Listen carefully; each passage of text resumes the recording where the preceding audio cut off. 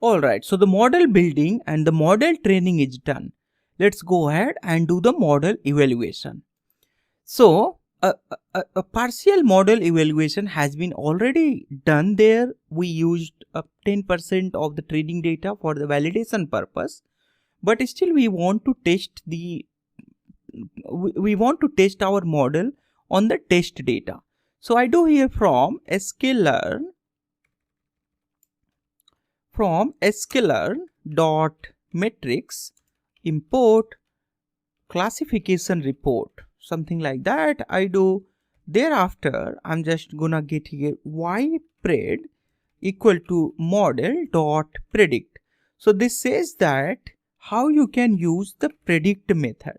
Alright, so you can pass your test data in model dot predict. It is going to give us the probability for each class. So if you see this ypred, it is having there the probability. Alright, so I see here ypred and these are given as the probability of the output.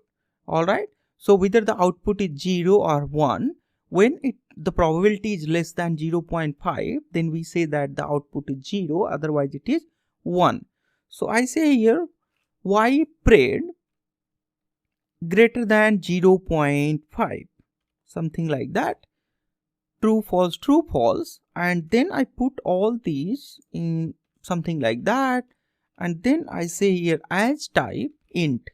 Thereafter we get all these values get converted into a class, 0 class or 1 class. Thereafter I say here ypred equal to something like this. Once you get your ypred, thereafter you can call here classification report to see the output. So in classification report, I call here y underscore test, which is the true value of y. Thereafter y underscore pred. Let's go ahead and run it. We need to do here print of the classification report so that you can see it properly. Then we see here we are getting 82% of the accuracy on customer churn prediction, and these are for class 1 and these are for class 0. So these are the F1 score and the precision and the recall and the support. All these we have already discussed in the previous sections. What is the mean or what is the meaning of the precision? What do you mean by recall or F1 score? All these we have already discussed. I hope that you have seen the previous lectures, so you understand all these process here. Alright, so that's how you can do the prediction on the X test data. But the question is now how you can do the prediction on the individual data, or how you can save this model for the later purpose. So I'll do this in the next lesson. Alright, I'll see you then.